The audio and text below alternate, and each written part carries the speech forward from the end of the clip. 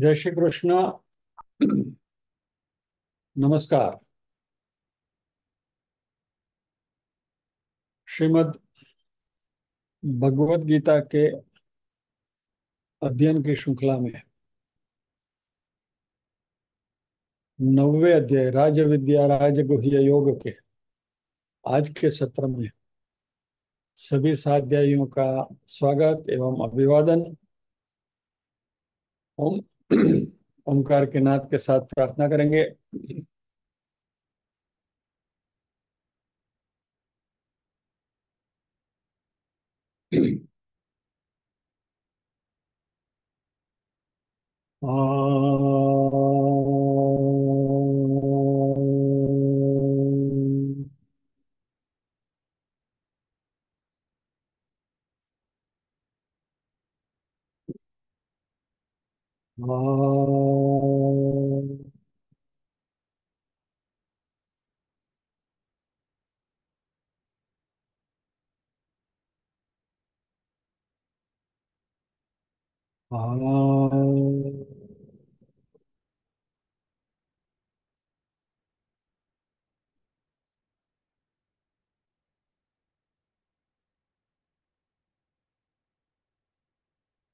वक्रतुंड महाकाय सूर्यकोटि समप्रभ निर्विघ्नं कुरु मे देव सर्वकार्येषु सर्वदा। या कुन्देन्दु तुषारहार धवला या शुभ्रवस्त्रावृता या वीणावरदण्डमण्डितकरा या श्वेतपद्मासना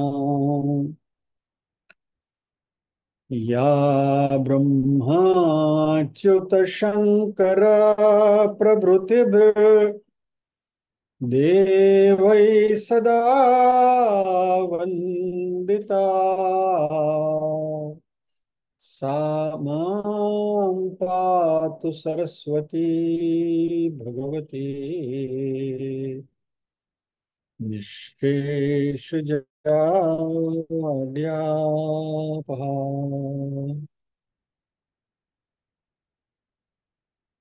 वसुदेवसुतं देवं कंसचाणूरमर्दनम्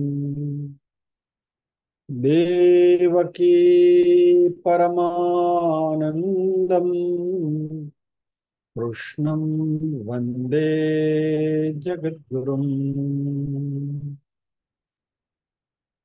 ॐ सहना भवतु सहनौ भुनक्तु सह वीर्यं करवावहै तेजस्विनावधीतमस्तु मा विद्विषावहै। ओम शांति शांति शांति।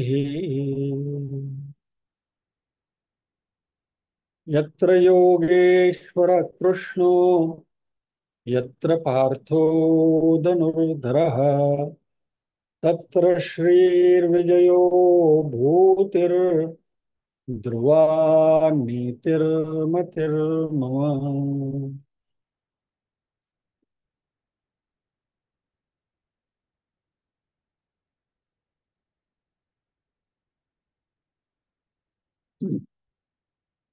पारायण करेंगे। ओम श्री परमात्मने नमः। अथ नवमोऽध्यायः राजविद्या राजगुह्ययोगः। श्रीभगवानुवाच इदं तु ते गुह्यतमं प्रवक्ष्याम्यनसूयवे ज्ञानं विज्ञानसहितं यज्ञात्वा मोक्षसे शुभात्। राजविद्या राजगुह्यम् पवित्रमिदमुत्तमम्। प्रत्यक्षावगमं धर्म्यं सुसुखं कर्तुमव्ययम्। अश्रद्धदाना पुरुषा धर्मस्यास्य परन्तप। अप्राप्य मां निवर्तन्ते मृत्यु संसारवर्त्मनि। मया ततमिदं सर्वं जगदव्यक्तमूर्तिना मत्स्थानि सर्वभूतानि न चाहं तेष्वस्थितः। न च मत्स्थानि भूतानि पश्य मे योगमैश्वरम्। भूतभृन्न च भूतस्थो ममात्मा भूतभावनः। यथाकाशस्थितो नित्यं वायुः सर्वत्र गो महान्।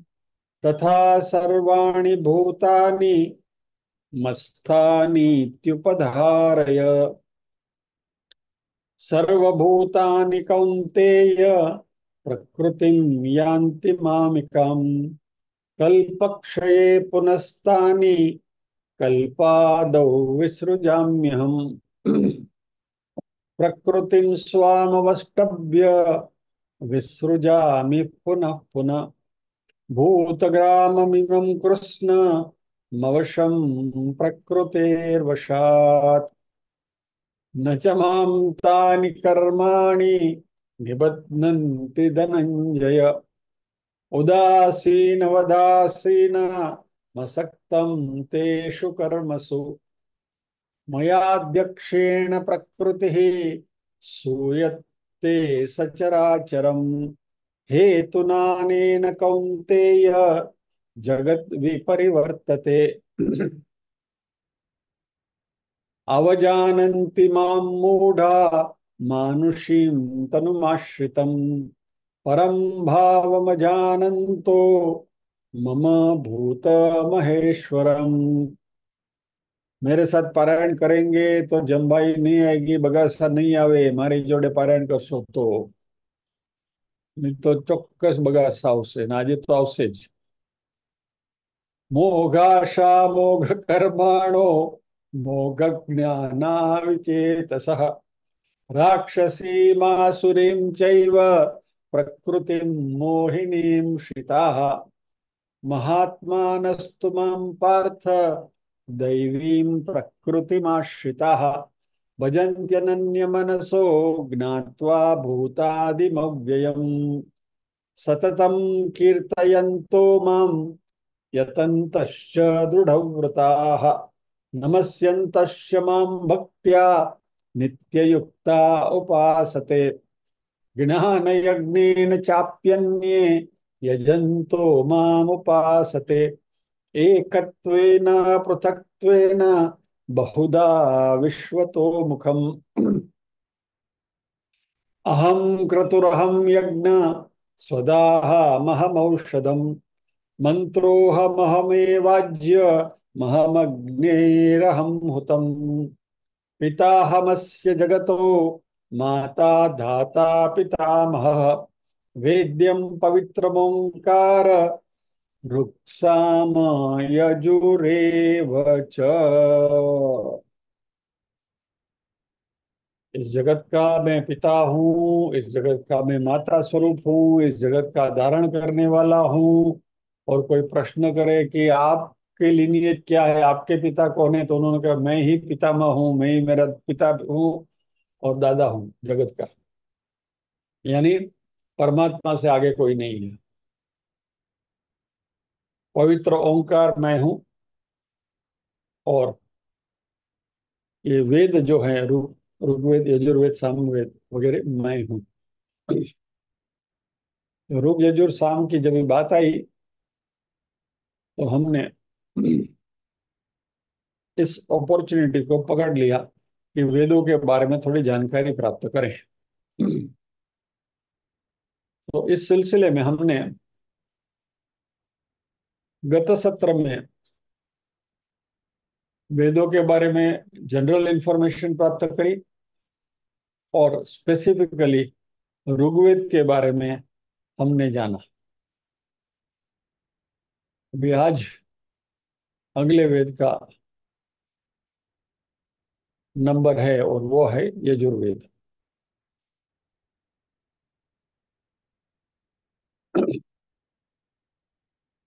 फिर से मैं कह दूं कि वेदों के बारे में जो हम अध्ययन कर रहे हैं, it is FYI only, for your information only.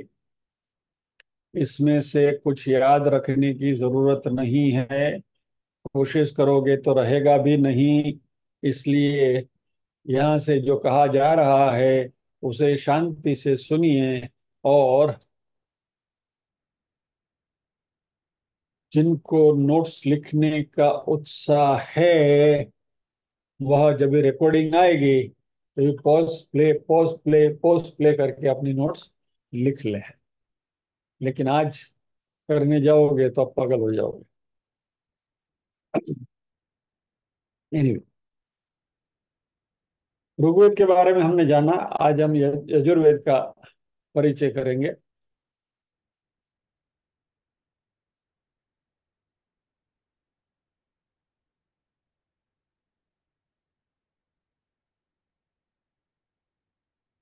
Yajurveda basically कर्मकांड प्रधान वेद है।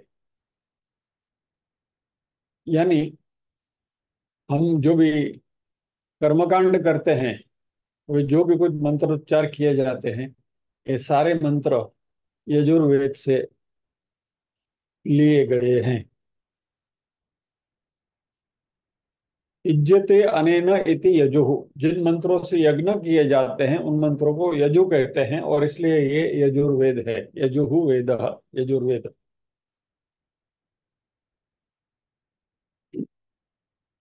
अभी यजुर्वेद का पूरा फोकस यज्ञों के ऊपर है, और यज्ञ समर्पण का प्रतीक है, क्योंकि यज्ञ में हम आहुति देते हैं, समर्पण करते हैं। और यह एक अर्पण करने की प्रक्रिया है, भक्तिमय प्रक्रिया है। यानी इसके पीछे हमारी भावना यह है कि हमें जो भी कुछ मिलता है वो पहले परमात्मा को अर्पण करके बाद में प्रसाद के रूप में उसका हम उपभोग करें। यज्ञ में अग्नि प्रकट करके उसमें विविध आहुतियां दी जाती हैं, ये हम सबको मालूम है। ये हमने भी यज्ञ छोटे मोटे किए हैं। अग्निदेव की ये विशेषता है, दो विशेषताएं हैं। एक तो अग्नि को आप जो भी अर्पण करोगे उसको भस्मसात कर देता है, और दूसरा, जो भी आहुति देते हैं उसका वहन करके जिस देवताओं को वह आहुति दी जाती है, जिसके नाम से, उस देवता तक वह आहुति पहुंचती है। इसके बारे में हमने पहले भी एक बार चर्चा करी थी कि मनुष्य के ऊपर की जो देव योनि और पितृ योनि है, उनकी भोजन करने की विशेषता हमसे अलग है। हम जब भी भोजन करते हैं तो मुख से भोजन ग्रहण करते हैं और हमारे जठर में जाता है, और फिर आगे की चयापचय की क्रिया होती है। देव मनुष्य से ऊपर की जो भी योनियां हैं, देव पितृ वगैरह, फिर आगे जो भी है, वो सभी घ्राणेन्द्रिय से अपना पोषण प्राप्त करते हैं। और इसलिए आपने देखा होगा कि प्रतीकात्मक रूप में जब भी हम त्रिपिंड श्राद्ध वगैरह या तो पितरों का कोई भी कार्य करते हैं, जब भी पिंड रखे जाते हैं तो पिंड को उपरिष्ट कहते हैं। जो जब भी वो होते पंडित होते हैं वो कहते हैं कि पिंड को सूंघ कर बाजू में रखो। ये सूंघना एक प्रतीकात्मक क्रिया है। बेसिकली ये पितरों और देवों को घ्राणेन्द्रिय के द्वारा पोषण प्राप्त होता है, ऐसा कहा जाता है। और इसलिए यज्ञ में अभी जो भी सारे आहुति हम देते हैं वो धुएं के माध्यम से ऊपर जाता है, और वो जो अरोमा है वो आहुतियों की, वो अरोमा रिस्पेक्टिव देवों को मिलती है और उनका पोषण होता है, ऐसी मान्यता है। इसलिए वेदों में अग्नि को हव्य वाहन भी कहा गया है। अग्नि का दूसरा नाम है हव्य वाहन, यानी जो हवि देते हैं उसका वहन करके लेकर जाते हैं। और ये बात भी हमने करी थी कि ये भी अग्नि की दो पत्नियां हैं, स्वाहा और स्वधा। अग्नि पर से ये नहीं लेकर जाते हैं, अग्नि अपनी पत्नियों को कहते हैं कि भाई चलो मैंने रिसीव कर लिया, अभी तुम उनको पहुंचा दो। तो स्वाहा जो है वो देवताओं को पहुंचाती है, और स्वधा है वो पितरों को पहुंचाती है। और इसलिए जब ये हम हवन करते हैं तो सूर्याय स्वाहा, चंद्राय स्वाहा, अग्नये स्वाहा, गणपतये स्वाहा, वगैरह वगैरह, जो भी देवताओं को हमें आहुति देनी है उस देवताओं का नाम लेकर हम स्वाहा कहते हैं। स्वाहा का हमने तो अर्थ ऐसा कर लिया कि भस्मीभूत करना है, यानी कि सब स्वाहा हो गया। It is not burning to ashes. स्वाहा का मतलब ये नहीं, स्वाहा अग्नि की पत्नी का नाम है। तो जो भी स्वाहा बोल के जो मंत्र हम बोलते हैं और जिस देवता को अर्पण करते हैं, वो अग्नि की पत्नी स्वाहा उसको लेकर उस देवता को पहुंचाती है। वैसे पितृ कार्य जब भी करते हैं तभी हम स्वाहा के बजाय स्वधा बोलते हैं।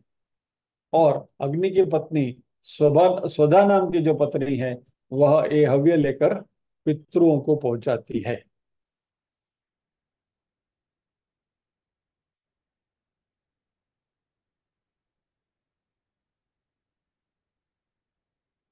समिदश्चित समिदस्य देवेभ्यो हव्यवाहनः देवेभ्यो हव्यम सदम प्रयुच्छन्त्यत स्वाहा।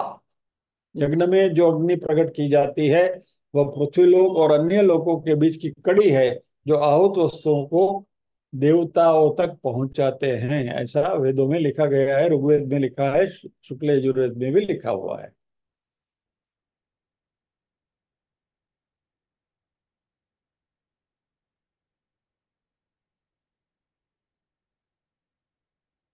ये बात, जो भी देवताओं को आहुति देने की बात आती है, वह जो भी देवता हैं उनको शक्ति परब्रह्म परमात्मा से ही मिलती है, because that is the main generating station, power generating station. वहां से फिर ये सारे डिस्ट्रीब्यूशन सेंटर्स हैं जो भी देवी देवता हैं।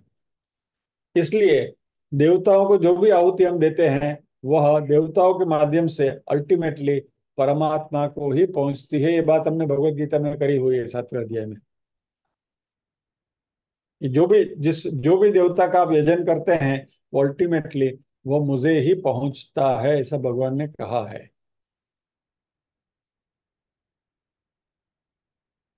यज्ञ में जो यज्ञ का कार्य करते हैं वहां जो शामिल होते हैं उनको ऋत्विज कहा गया है।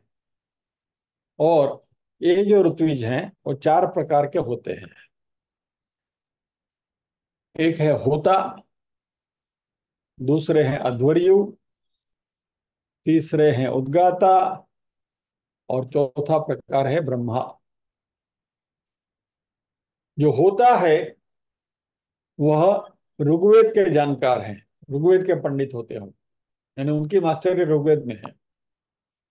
अध्वर्यु जो होते हैं वह यजुर्वेद के जानकार होते हैं, यजुर्वेद के मंत्रों का उनको भली भांति ये होता है। उद्गाता जो है वो सामवेद के पंडित होते हैं। और ब्रह्मा जो है वो अथर्ववेद के पंडित होते हैं। यानी यज्ञ जब भी करते हैं तभी चारों प्रकार के ऋत्विज वहां मौजूद होते हैं, होता, अध्वर्यु, उद्गाता और ब्रह्मा।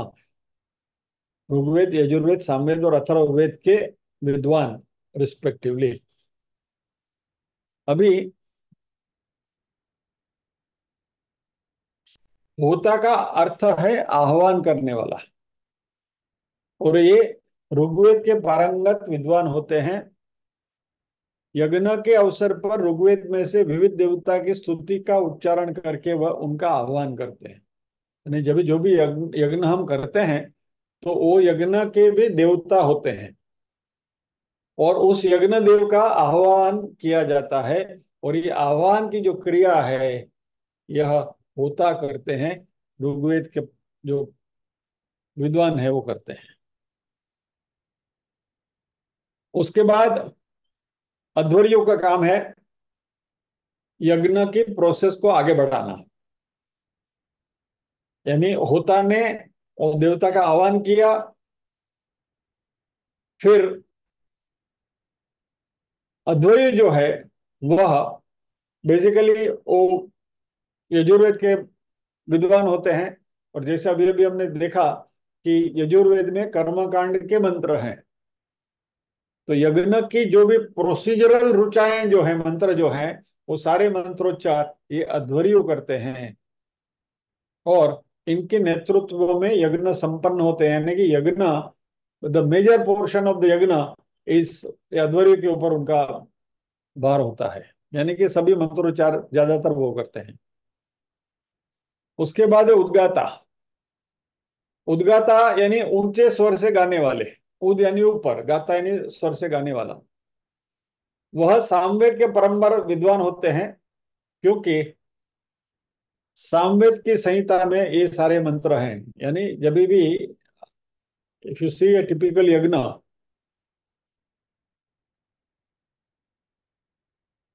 फॉर एग्जाम्पल,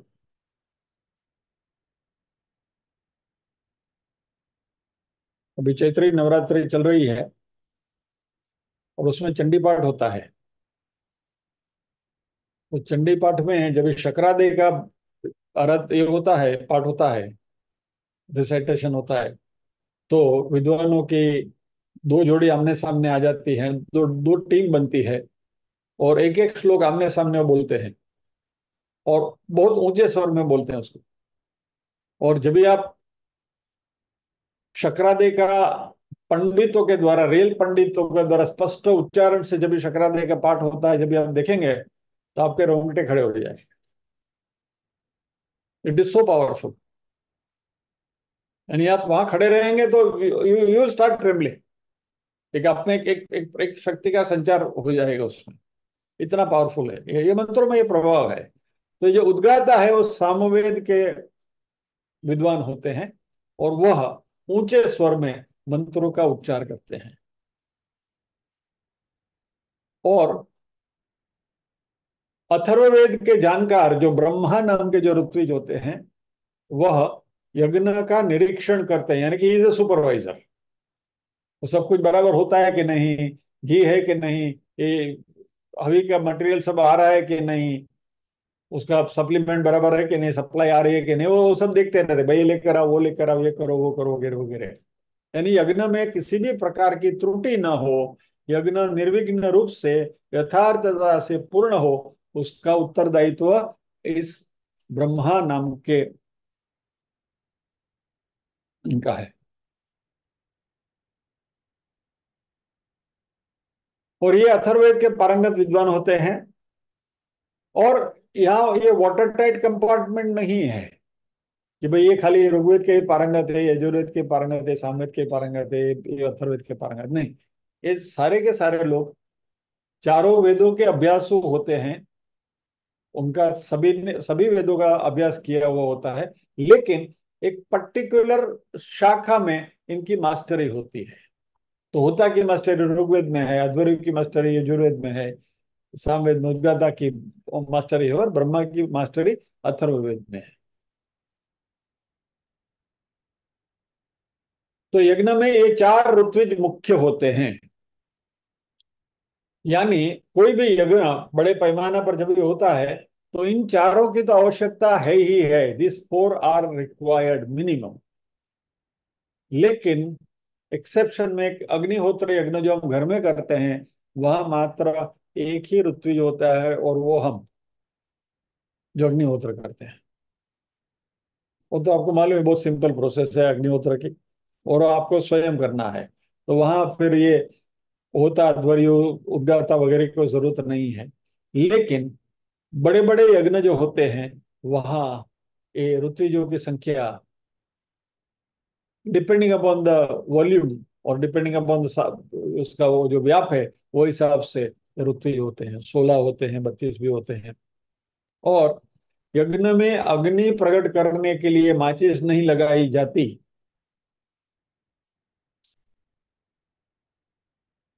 उसकी एक प्रोसीजर है, उसको अरणि मंथन कहते हैं। एक स्पेसिफिक प्रकार का लकड़ी लकड़ी आती है। एक्चुअली जंगल में जो दावानल प्रकट होता है ना, वो क्या होता है, इस इन लकड़ियों के घर्षण से इट कैचेस फायर। और वो घर्षण की प्रक्रिया से वो जलने लगता है, और फिर पूरे वो आग सब पूरे जंगल में फैलती है। सो ये जब घर्षण से अग्नि उत्पन्न करने वाला जो काष्ठ है, जो लकड़ी है, उसका प्रयोग यहाँ यज्ञ में अग्नि प्रकट करने के लिए किया जाता है। इसको अरणि मंथन कहते हैं।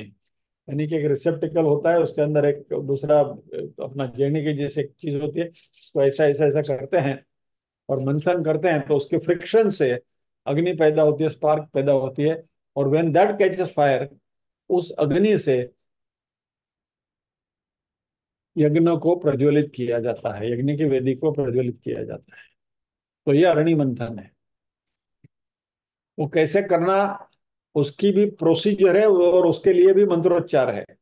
और उस मंत्रों के उच्चार के साथ ये अरणि मंथन किया जाता है, तभी जाकर उसमें अग्नि प्रकट होती है।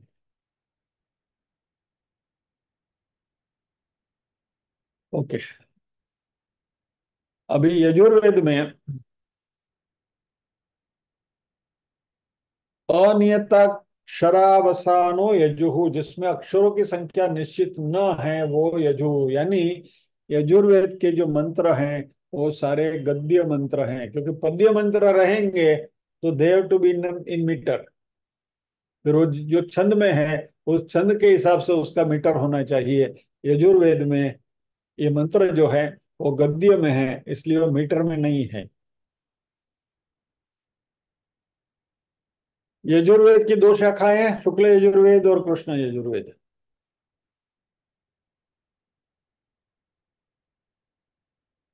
संहिता, ब्राह्मण, आरण्यक, उपनिषद, चार मिलकर वेद बनते हैं। और यजुर्वेद का गान दो रीति से किया जाता था, इसलिए शुक्ल यजुर्वेद और कृष्ण यजुर्वेद। एक प्रकार से जो गान किया जाता था शुक्ला, दूसरे प्रकार से उसका पाठ किया जाता है तो कृष्ण यजुर्वेद।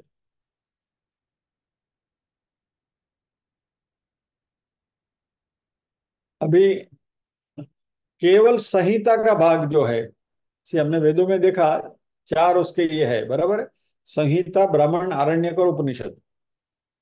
संहिता यानी कर्मकांड के मंत्र जिसमें है वो। ब्राह्मण जो है वह उसकी प्रोसीजरल डिटेल देते हैं। आरण्यक जो है वह इन मंत्रों के ऊपर परब्रह्म के बारे में चिंतन मनन होता है।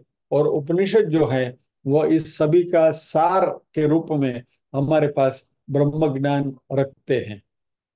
तो ये जो संहिता है वो बेसिकली कर्मकांड के मंत्र हैं। ब्राह्मण जो है उसके प्रोसीजर से। तो केवल संहिता का जो भाग है वो आदित्य संप्रदाय शुक्ल यजुर्वेद में है। और संहिता और ब्राह्मण का जो मिश्रण है ब्रह्म संप्रदाय, उसको कृष्ण यजुर्वेद कहते हैं। यानी शुक्ल यजुर्वेद में मात्र मंत्रोच्चार है, कृष्ण यजुर्वेद में मंत्रोच्चार के साथ साथ वो कैसे करना उसकी प्रोसीजर भी है।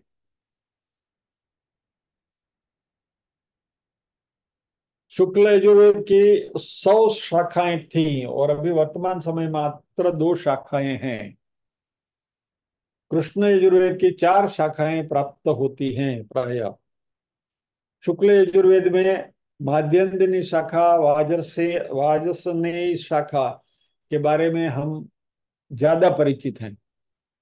ज्यादातर आप देखेंगे तो इसी का ही जिक्र होता है। शुक्ल यजुर्वेद, माध्यन्दिन शाखा या तो वाजसनेयी शाखा वगैरह वगैरह। बाकी दूसरी जो शाखा एक है वो काण्व शाखा है। कृष्ण यजुर्वेद की चार शाखाएं, तैत्तरीय, तैत्तरीय उपनिषद वाला तैत्तरीय नहीं, ये तैत्तरीय शाखा का नाम है। मैत्रायणी, कठ और कपिष्ठल, ये चार शाखाएं कृष्ण यजुर्वेद की हैं। इसके बारे में इंफॉर्मेशन पूरी कहीं है कहीं नहीं है। यजुर्वेद की विषय वस्तु वही है, ब्रह्म ज्ञान। वेद में सारी जगह पर उसकी विषय वस्तु एक ही है, ब्रह्म के बारे में जानकारी प्राप्त करना। शुक्ल यजुर्वेद की जो माध्यन्दिन शाखा है उसके 40 अध्याय हैं, 330 अनुवाक हैं और 1975 मंत्र हैं। पहले दो अध्याय में दर्श पौर्णमास याग है, यानी पूर्णिमा के दिन किया गया यज्ञ जो है उसके बारे में बात है। तीसरे अध्याय में अग्निहोत्र और चातुर्मास के बारे में वर्णन है। 4 से 8वें अध्याय में अग्निष्टोम और सोमयाग की बात है। 9वें और 10वें अध्याय में वाजपेयी और राजसूय यज्ञ की बात है। 11 से 18 में अग्नि चयन और विविध वेदियों के निर्माण के मंत्र हैं, यानी जब भी यज्ञ करना है तो अलग अलग प्रकार की वेदी का निर्माण होता है, वो कैसे होता है उसकी सारी प्रोसीजर उसमें है। 19 और 21 में सौत्र मणि याग, वो भी एक प्रकार का यज्ञ है। 22 से 25 में अश्वमेध यज्ञ का वर्णन है।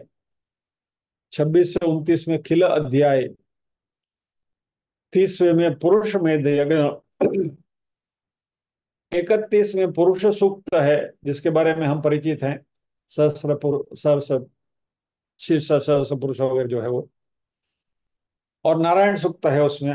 32वें में विराट पुरुष के आध्यात्मिक स्वरूप का वर्णन है। 33वें में सर्वभेद सूक्त का वर्णन है। 34वें में शिव संकल्प सूक्त है और अन्य देवताओं की स्तुति है। शिव संकल्प सूक्त की बात आई तो एक साथ में एक कोरलरी हम जान लें।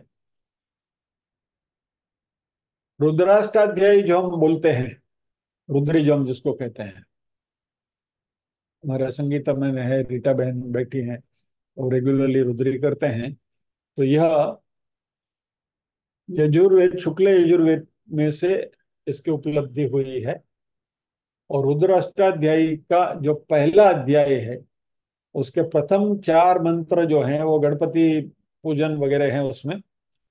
5वें मंत्र से, पहले अध्याय में 10 मंत्र हैं, 5वें मंत्र से 10वें मंत्र तक के जो 6 मंत्र हैं, आफ्टर फोर्थ, 5, 6, 7, 8, 9, 10, रुद्राष्टाध्याय के प्रथम अध्याय के 6 मंत्र, इसको शिव संकल्प सूत्र कहा गया है।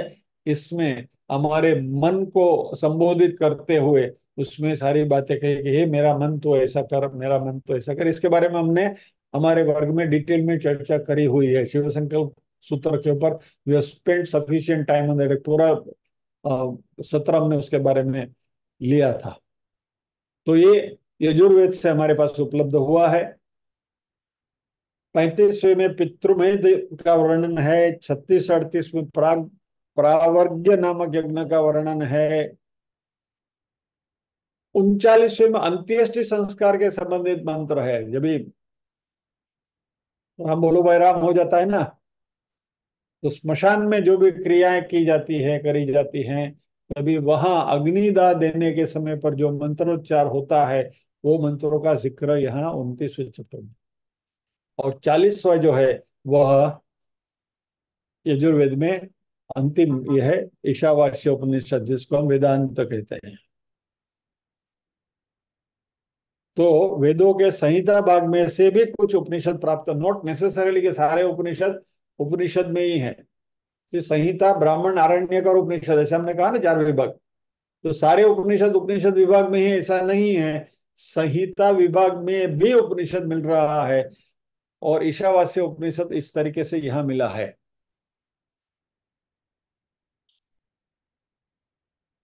The display of participant Sadhyayi hides the words of the shloka, so words are not clearly seen. Request you to do something on these things.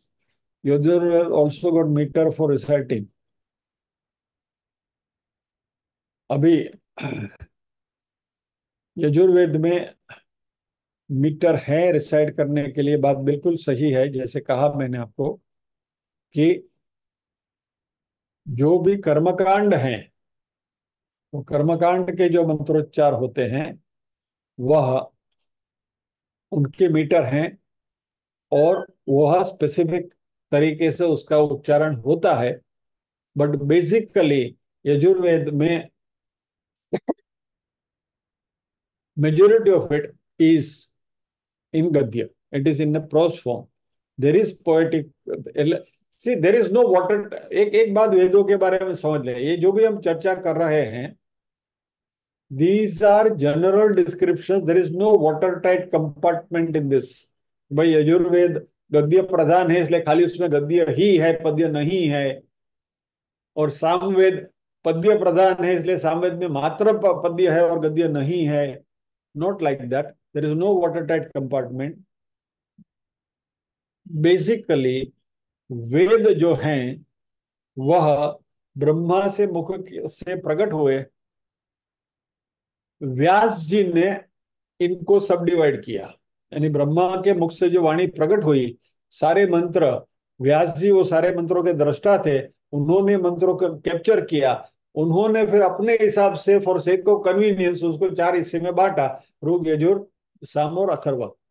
तो as per the convenience they have been segregated and bifurcated, but there is no watertight compartment कि इसमें ऐसा ही है, इसमें ऐसा ही है, और इसमें ये नहीं है, सो नहीं। क्योंकि ऋग्वेद में और यजुर्वेद में कई कॉमन मंत्र भी हैं।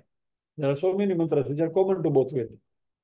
So this has all been done by Vyas ji for sake of convenience. तो जैसे कहा कि उपनिषद, वैसे वेदांत कहा गया है, यानी कि वेदों के अंत में उपनिषद आता है। उपनिषद यानी क्या? ऋषियों ने अपने शिष्यों के साथ बैठकर जो चर्चा करी वो उपनिषदों के फॉर्म में हमें उपलब्ध है, जो वेदों के अंतिम हिस्से में आते हैं। अभी ये ईशावास्य उपनिषद जो है वो संहिता में से मिल रहा है।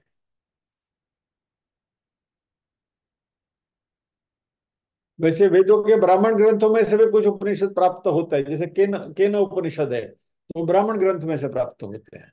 सो नॉट नेसेसरली कि ईशावास्य उपनिषद अंत में उपनिषद सेक्शन में ही आना चाहिए, केन उपनिषद भी ब्राह्मण सेक्शन में आता है। आरण्य ग्रंथ में से भी कुछ उपनिषद प्राप्त हुए, जैसे तैत्तिरीय उपनिषद और बृहदारण्यक। बृहदारण्यक उपनिषद का नाम ही आरण्यक है, बृहद आरण्यक उपनिषद, और सबसे बड़ा उपनिषद वो है। और कुछ उपनिषद स्वतंत्र रूप से भी प्राप्त हुए हैं, जैसे प्रश्नोपनिषद, मुंडक उपनिषद। हमारा मांडुक्य उपनिषद है वो अथर्ववेद से आया हुआ है। तो यजुर्वेद में विविध मंत्रों से परमात्मा, परब्रह्म और सविता, मित्र, अर्यमा, अग्नि, वायु, इंद्र, आदित्य, सोम, जलदेव आदि देवों के प्रति तथा पृथ्वी, वाणी, गाय इत्यादि के प्रति स्तुति दृश्यमान होती है। ऋग्वेद के 663 मंत्र, 663 मंत्र यजुर्वेद में भी पाए जाते हैं, जैसे पुरुष सूक्त, गायत्री मंत्र इत्यादि इत्यादि। यजुर्वेद के कुछ प्रख्यात मंत्र, नारायण सूक्त है एक तो,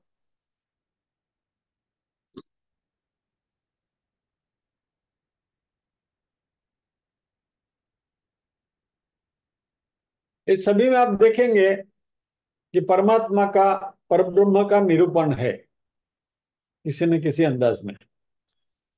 सो देखिए, यहाँ भी कुछ इलस्ट्रेशन के रूप में कुछ मंत्र दिए गए हैं। तो मैं अज्ञान अंधकार से परे आदित्य प्रतीकात्मक उस सर्वोत्कृष्ट पुरुष को जानता हूं, मात्र उसे जानकर ही मृत्यु का अतिक्रमण होता है, शरण के लिए अन्य कोई मार्ग नहीं है। यानी मृत्यु का अतिक्रमण होता है, यानी कि पुनर्जन्म नहीं होता, मोक्ष मिलता है। यानी मोक्ष के लिए और कोई मार्ग नहीं है, उस परब्रह्म की ही हमें झांकी करनी है।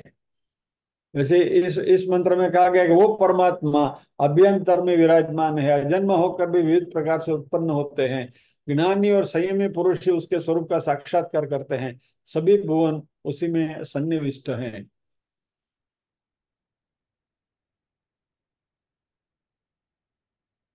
ये मंत्र प्रसिद्ध मंत्र है, ऋग्वेद में भी है, ये शुक्ल यजुर्वेद में भी है।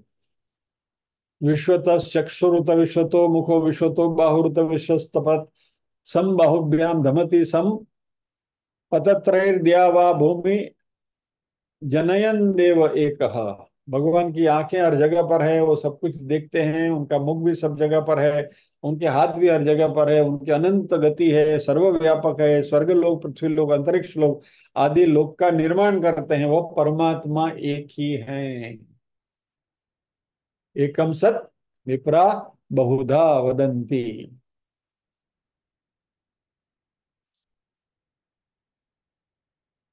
अब ये भगवान की आंखें हर जगह है, उनका मुख हर जगह है, उनका हाथ हर जगह, अर्थ क्या?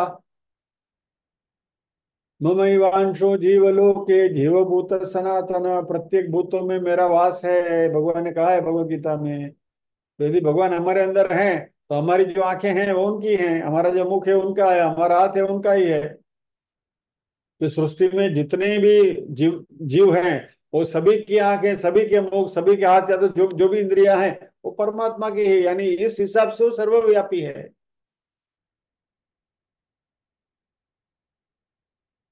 भगवान के धाम का निरूपण है, माया से पर जो परमात्मा का धाम है, इसे सिद्ध पुरुष सदा देखते हैं। तद विष्णु हो परमम पदम सदा पश्यन्ति सूरयः। फिर ये बहुत प्रसिद्ध शांति मंत्र जो उसका पाठ हम करते हैं।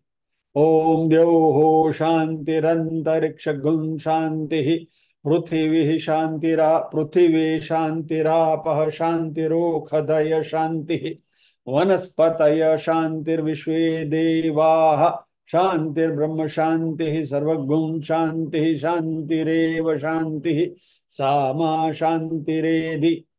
ओम शांति शांति शांति, ये शुक्ल यजुर्वेद का शांति पाठ है, मंत्र है।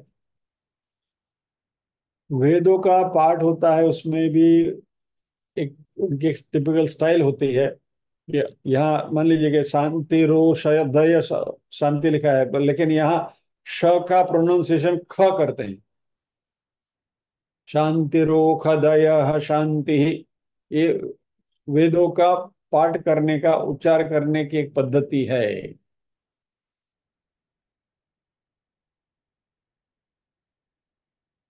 हमारा रुद्राष्टाध्याय का जो पाठ करते हैं, वो सब श का उच्चार ख करके ही करते हैं।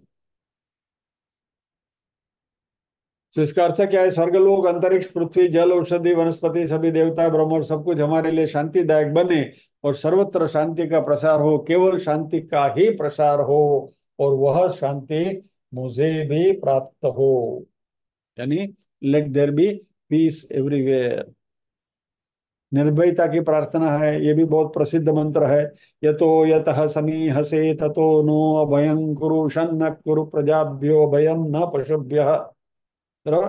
हे भगवान, जिन जिन से तुम उचित समझते हो उन उनसे भी निर्भय करिएगा, यानी मुझे भय मुक्त करिए। यतः यतः समीहसे, आप जिसको जो जो जो आप सोचते हैं उससे उचित आप समझते हैं। ततः नो यानी न, यानी हमें, अभयम कुरु, उनसे हमें भय मुक्त करिए।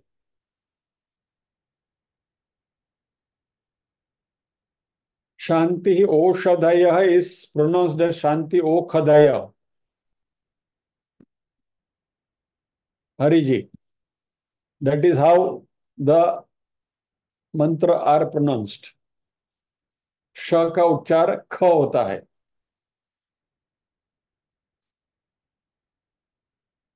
आपको उसका स्पेसिमेन चाहिए तो मैं संगीता बेन से रिक्वेस्ट करता हूँ, एक एक मंत्र संगीता बेन को याद आ रहा है तो आप बोलेंगी कि जिसमें श का प्रोनाउंसिएशन ख होता है। अनम्यूट करता हूँ आपको मैं, संगीता बेन, रीटा बेन, कोई भी।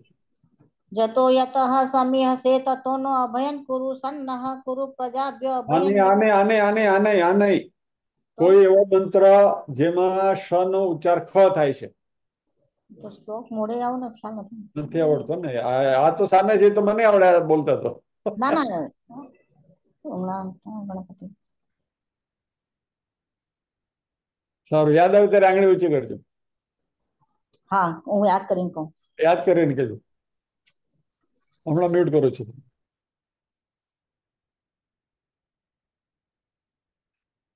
ये मंत्र भी बहुत प्रसिद्ध है। विश्वानि देव सवितर दुरितानि परासुव यद भद्रम तन्न आसुव। जितने भी अनिष्ट कार्य हैं, हे देव, पाप हैं, उन्हें हमसे दूर ले जाइएगा, यानी keep me away from all the inauspicious things. और यद भद्रम तन्न आसुव, जो भी अच्छा है वो मेरी ओर आए, मेरे पास ले आइए। बहुत शुक्ल यजुर्वेद का बहुत प्रसिद्ध मंत्र है। मित्रता की भावना है, राष्ट्र के उत्थान के हेतु भी प्रार्थना है। हे भगवान, हमारे राष्ट्र में ब्राह्मण ब्रह्म तेज से युक्त हो, हमारे राष्ट्र में शूर बाण वेधन में कुशल महारथी क्षत्रिय उत्पन्न हो, यजमान की गायें दूध देने वाली हो, बैल भार ढोने में सक्षम हो, घोड़े वेगवान हो, उदार और दानवीर महिलाएं हो, रथ वाले विजयी हो, युवा विनय संपन्न हो, यजमान को वीर पुत्र की प्राप्ति हो, हमारे राष्ट्र में आवश्यकता अनुसार समय समय पर मेघ वर्षा करे, फसलें और औषधियां फलदायी हो, और हमारा योगक्षेम का वहन उत्तम रीति से होता रहे। ये परमात्मा से प्रार्थना की गई है। वीरों के लिए विजय की प्रार्थना भी है, आपका शरीर घायल ना हो और आप जीत जाएं। संतानों के संस्कार और उनकी वीरता के लिए प्रार्थना की गई, हमारे संतान संस्कारी हो, हम वीर बने, हम अच्छे पोषण से पुष्ट बने। अभी आपको जानकर हैरानी होगी कि ये सारे मंत्र हम यहाँ मात्र एक जानकारी के रूप में देख रहे हैं, बराबर, एज एन एक्सेप्शन है, कभी हमने देखा नहीं है, दिस वाज नॉट कॉमन। लेकिन ये सारे एक समय ऐसा था कि ये सारे मंत्रों का अनुष्ठान हुआ करता था, and this form the basis of our social fabric. यानी हमारी जो सारी समाज व्यवस्था थी, वो सारी समाज व्यवस्था के ये सारे मंत्र उसके ताने बाने थे। सो यू कैन सी कि हमारे ऋषियों ने ये वेदों के द्वारा हमारे जीवन में उन्नति के लिए, प्रगति के लिए, शांति के लिए, सुखाकारी के लिए कितने प्रयोजन करके रखे हैं। और इन सारे मंत्रों में मंत्र शक्ति भी संहित है, नियत है उसमें।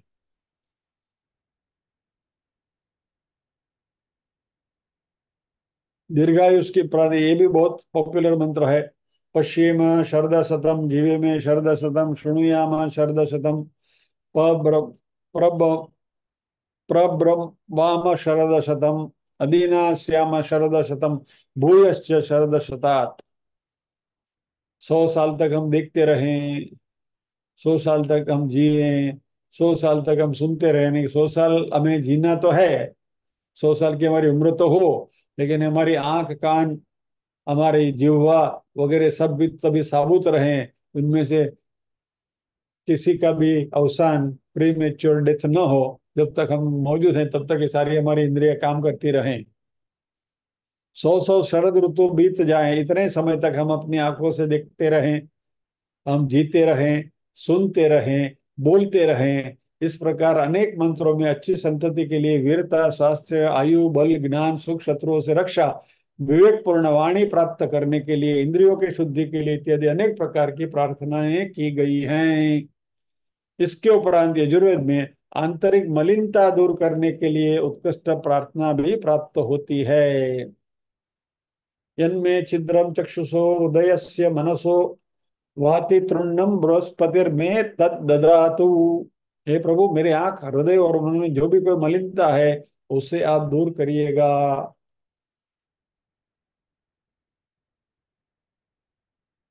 शन्नो भवतु भुवनस्य यस्पति ही, इस भुवन के जो परमात्मा है वही हमारे लिए कल्याणकारी बने। इस शन शब्द जो है ना, उसका अर्थ है कल्याण।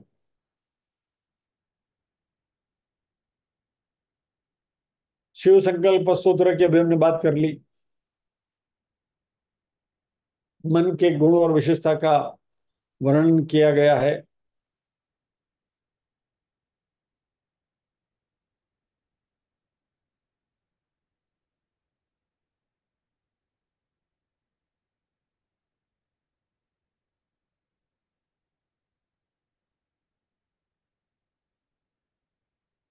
2 मंत्र यहाँ हमने इसका, उसके बारे में चर्चा डिटेल में करी हुई है। हे प्रभु, जो मन जागृत अवस्था में दूर दूर तक चला जाता है और उसी प्रकार सोते हुए स्वप्नावस्था में भी चला जाता है, दूर दूर जाने वाला मन, जो अनेक प्रकाशों में से एक प्रकाश है, कल्याणकारी विचार वाला हो, यानी कि हमारा मन जो है उसमें जो विचार आते हैं वो कल्याणकारी हो।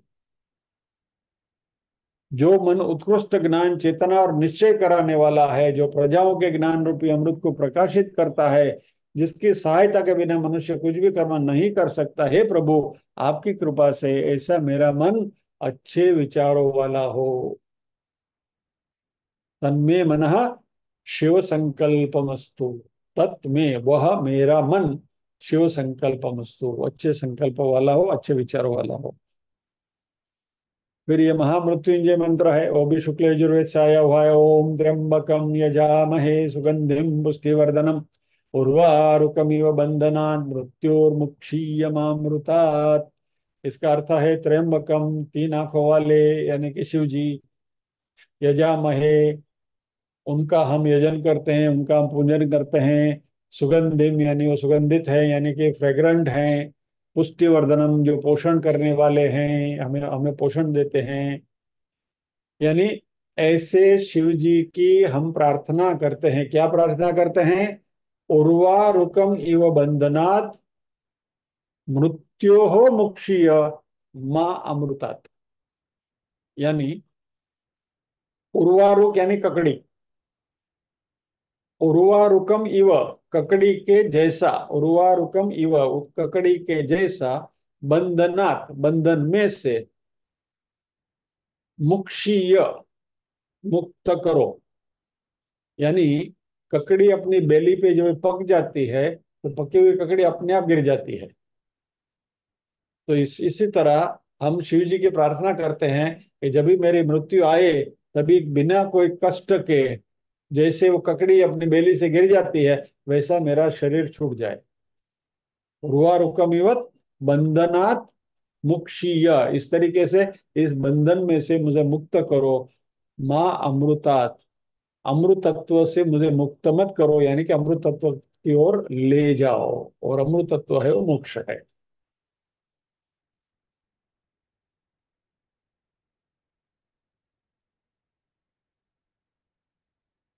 युवा के सद्गुणों के लिए प्रेरित करने वाला मंत्र है। पुत्र दिव्य गुणों से युक्त हो, इसके हेतु माता पिता भाई मित्र सभी उसे अनुमोदन करे, उसको प्रेरित करे, मोटिवेट करे, अच्छी दिशा उसको बताए। यानी ये समाज की भी जिम्मेवारी यहाँ इंगित की गई है। लोगों को चारित्रशील बनने की प्रेरणा है। वाचं ते शुन्धामि, प्राणं ते शुन्धामि, चक्षुस्ते शुन्धामि, श्रोत्रं ते शुन्धामि, नाभिं ते शुन्धामि, मेन ते शुन्धामि, पायुं ते शुन्धामि, चरित्रांश ते शुन्धामि। यानी शुन्धामि यानी पवित्र कर रहा हूं मैं तुम्हारी वाणी को पवित्र, वाचा यानी वाणी, प्राण यानी प्राण, चक्षु यानी आंख, श्रोत्र यानी कान, नाभि यानी नाभि, वगैरह वगैरह। तो शरीर के विविध हिस्सों को हम पवित्र करते हैं, शुद्ध कर रहे हैं, ऐसा भाव है इसमें। वेदवाणी की शक्ति का निरूपण है। वेदवाणी राक्षसों का नाश करने वाली तथा अनिष्टकारी वस्तुओं का नाश करने वाली है। उस वेदवाणी से मैं इन अनिष्टकारी वस्तुओं को उखाड़ कर फेंक देता हूँ। औषधियों को प्रार्थना है। दीर्घायुस्त औषधि खरिता यस्मै च त्वाक घनाम्यहम, अथो त्वम दीर्घायुर्भूत्वा शतवल्शा विरोहतात। ये औषधि, ये वनस्पति, तुम्हारा खनन करने वाला मैं दीर्घायु रहूं। जिस रोगी के लिए मैं खनन कर रहा हूं वह भी दीर्घायु हो। आप स्वयं दीर्घायु एवं सब अंकुरों वाली होती हुई ऊपर उठे वृद्धि प्राप्त करें। यानी ये जो वैद्य लोग थे, वैद्य ये श्लोक बोलते थे कि पहले इस वनस्पति का सेवन करके मैं दीर्घायु प्राप्त करूं, यानी कि वैद्य स्वयं दीर्घायु प्राप्त करे। जिस पेशेंट के लिए ये औषधि लेकर जा रहे हैं उस पेशेंट को दीर्घायु प्राप्त हो, और जिस वनस्पति को लेकर जा रहे हैं औषधि के रूप में वो वनस्पति भी दीर्घायु यानी कि मिलती रहे। ये कितनी उदात्त भावना है।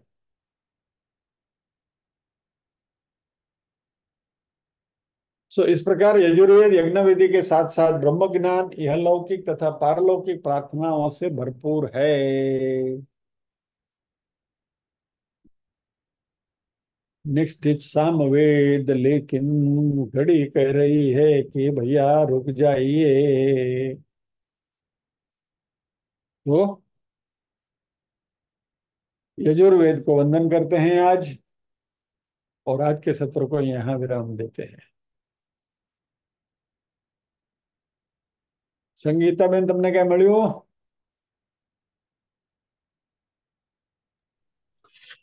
આમાં જ છે ને દીપદા, પણ એમને ખ્યાલ કઈ રીતે કે સ લખેલો છે. તમે કોઈ બોલો ને. હા, દ્વિપદા જા સતુપદા શ્રીપદા જા સખટપદા વિચંદા જા સચંદા સુચિભિઃ सम्यन्तु त्वा सहस्तोमा सछन्दस आवृतः स प्रमारेखयः सप्तदेव्याः. એટલે આ જ્યાં સ લખ્યો છે ને ત્યાં जहाँ जहाँ जहाँ ख ख का उच्चारण आ रहा है वहाँ श लिखा हुआ है एक्चुअली। ષટકોણ નો સ હોય. टेक्स्ट में वहाँ वो षटकोण का श है, लेकिन उसका उच्चार जब भी वेद पाठ होता है तब उसका उच्चार ख ख किया जाता है। ओम जजाग्रतो दूरमुदेति देवंत दुसुप्तस्य तथैवेति दुरंगमयी ज्योतिखै तिखै तिखै तिखा जो श है वहाँ। ज्योतिकं मे मनः शिव संकल्पमस्तु. दोबारा इस श्लोक से बताओ, डिस्प्ले करूँ। हाँ,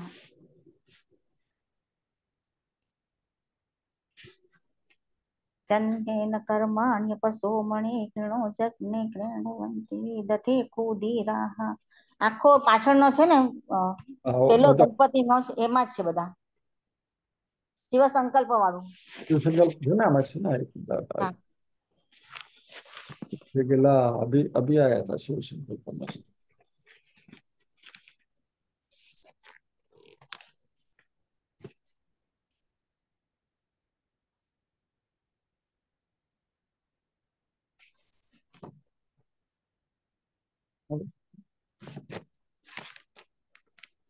બીજા મંત્ર થી છે બધા आ છ रही વાળા. છું, હાજર છું, વાંચો. ઉભા રહ્યો, ડિસ્પ્લે કરું છું. બોલો. ओम जजाग्रतो दूरमुदैति देवद दे देवत ओम जजा ओम जजाग्रतो दूरमुदैति देवंत दुसुप्तस्य तथैवेति दुरंगमयी ज्योतिखै. ये देखिए, ज्योति हाँ, खाई, तिखै ज्योति ज्योतिरे खाई। हाँ, ज्योतिरेकम तन्मे मन शिव संकल्प। संकल्पमस्तु. हाँ, चलो, धन्यवाद. બહુરત્ન વસુંધરા, આપણે કઈ ક્લાસમાં બધા વિદ્વાનો બેઠા છે, હા, એટલે હાવ આપણે આમ કોરા નથી.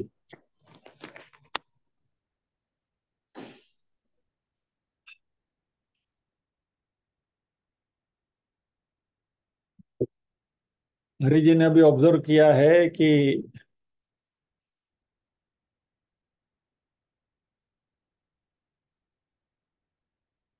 महामृत्युंजय मंत्र ओम त्र्यंबकम यजामहे, नॉर्मली जब भी कोई व्यक्ति बहुत बीमार होता है तो उसकी दीर्घायु के लिए वो मंत्र का जाप किया जाता है। वो दीर्घायु के लिए नहीं है, उसकी मुक्ति के लिए है। यानी जब भी व्यक्ति बहुत सिक होता है तो उसकी जल्दी मुक्ति हो और आसानी से उसकी मुक्ति हो और वो अमृतत्व की ओर जाए, इसके लिए प्रार्थना है। लेकिन हम लोग उसको उल्टा करते हैं।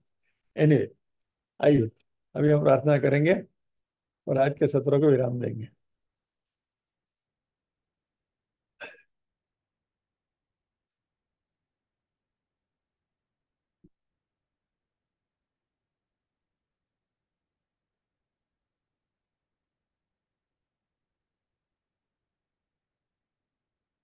ओम असतो मा सद्गमय, तमसो मा ज्योतिर्गमय, मृत्योर्मा अमृतंगमय। सर्वेषां स्वस्तिर्भवतु, सर्वेषां शान्तिर्भवतु, सर्वेषां मङ्गलं भवतु, सर्वेषां पूर्णं भवतु। लोका समस्ताः सुखिनो भवन्तु, लोका समस्ताः सुखिनो भवन्तु। नाहं कर्ता हरिः कर्ता, हरिः कर्ता हि केवलम्। ओम शांति शांति शांति। सभी के हृदय में विराजमान परम कृपालु परमात्मा को वंदन करते हुए आज के सत्र को विराम देते हैं। अगले शनिवार फिर मिलेंगे सामवेद की बात करने के लिए। जय श्री कृष्ण।